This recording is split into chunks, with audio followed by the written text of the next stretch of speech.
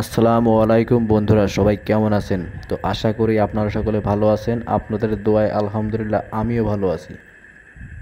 আজকের এই ভিডিওটির মাধ্যমে আমি আপনাদেরকে শেখাবো কিভাবে আপনারা হিজি বাইকের মোটর রিপেয়ারিং করবেন।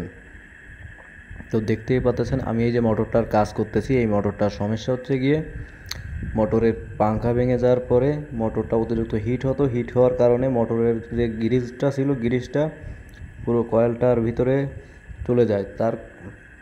তারপর আমি এই মোটরটাকে খুলে করতেছি, কয়েলটাকে ওয়াশ করলাম। ওয়াশ করার পরে এখন আমি সেটিং করতেছি। দেখেন কিভাবে আপনারা সঠিক নিয়মে সেটিং করবেন। ভিডিওটিকেও টেনে টেনে দেখবেন না, পুরো ভিডিওটি দেখবেন, তাহলে আপনারা খুব সহজে সঠিক নিয়মে একটি মোটর সেটিং করতে পারবেন। আমি একে একে প্রত্যেকটা পার্ট বাই পার্ট দেখা দিচ্ছি আপনাদের। আর এখনও যে সকল বন্ধুরা আছো আমার ইউটিউব চ্যানেলটিকে এখনও সাবস্ক্রাইব করোনি, তাদের উদ্দেশ্যে বলতেছি ইউটিউব চ্যানেলটিকে সাবস্ক্রাইব করো, পাশে থাকা বেল আইকনটি বাজিয়ে দাও, যাতে এরকমের নিত্য নতুন ভিডিও সবার আগে তোমার কাছে পৌঁছায়।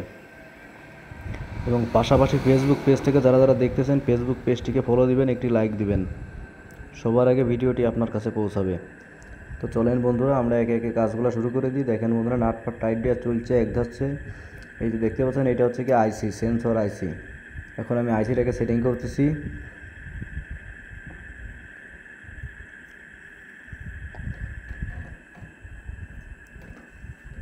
আইসিটাকে সেটিং করার সময় সবসময় আপনার ওই যে ঘাটটা আছে, যে পয়েন্টটা হিজিভাবে পয়েন্টটায় যাবে।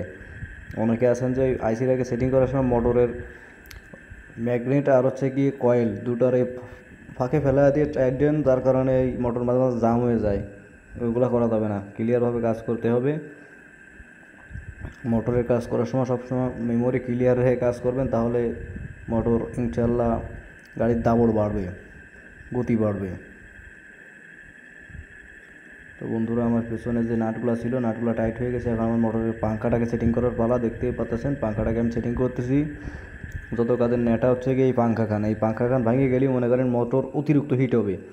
হিট হওয়ার কারণে আপনার মনে করেন যে পেনিয়ামে যে গ্রিজটা দেন, সামনের পেনিয়ামের গ্রিজটা গুলে মনে করেন কয়েলে চলে যায়। সবসময় মোটর হিট হইলে সবসময় একটা জিনিস চেক দেবেন, মোটরের পাংখা ঠিক আছে কিনা। মোটরের পাংখা ভেঙে গেলে মোটর অতিরিক্ত হিট হয়। পেছনে যে পাংখার যে জালিটাকে সেটিং করে দিচ্ছি।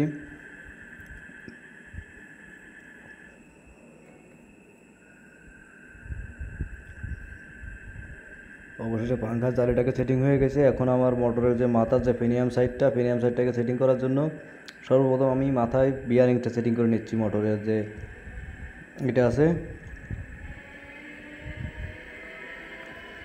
দেখতেই পাচ্ছেন। এবার আমরা ফেনিয়ামটাকে সেটিং করব। এই হচ্ছে সেই ফেনিয়ামটাকে সেটিং করতেছি। দেখেন বন্ধুরা, পুরোপুরি একেবারে পানির মতো ক্লিয়ার, কোনোরকম কোনো নেই, জাম নেই। তো আমরা লকটাকে সেটিং করে দিচ্ছি।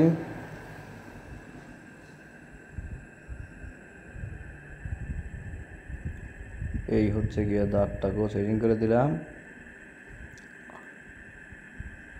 এই হচ্ছে গিয়ে সেই ভেজালের জিনিস, এইটার নাম হচ্ছে গিরিজ। অতিরিক্ত হিট হয়ে গেলে এই শালা গলে চলে যায়।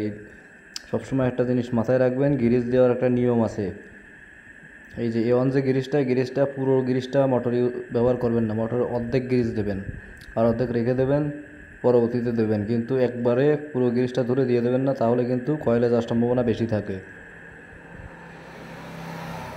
তো অবশেষে আমার ফেনিয়ামে গ্রিজ দেওয়া হয়ে গেছে। এখন আমার মোটরের যে ফেনিয়ামের সাইডটাকে সেটিং করতেছি। দেখেন বন্ধুরা,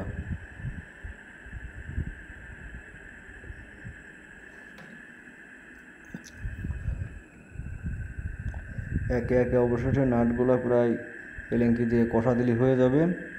তো দেখতেই পাচ্ছেন নাটগুলা প্রায় টাইট হয়ে গেছে। নাটগুলো সবসময় ক্লিয়ারভাবে টাইট দিবেন, কোনো নাট যেন লুজ না থাকে, তাহলে কিন্তু ওই যে পেনিয়ামের ওই সামনের মাথা ঘুরবে, মোটর চলবে না। এদিকে খেয়াল রাখবেন। তো অবশেষে আমার মোটরের কাজ শেষ।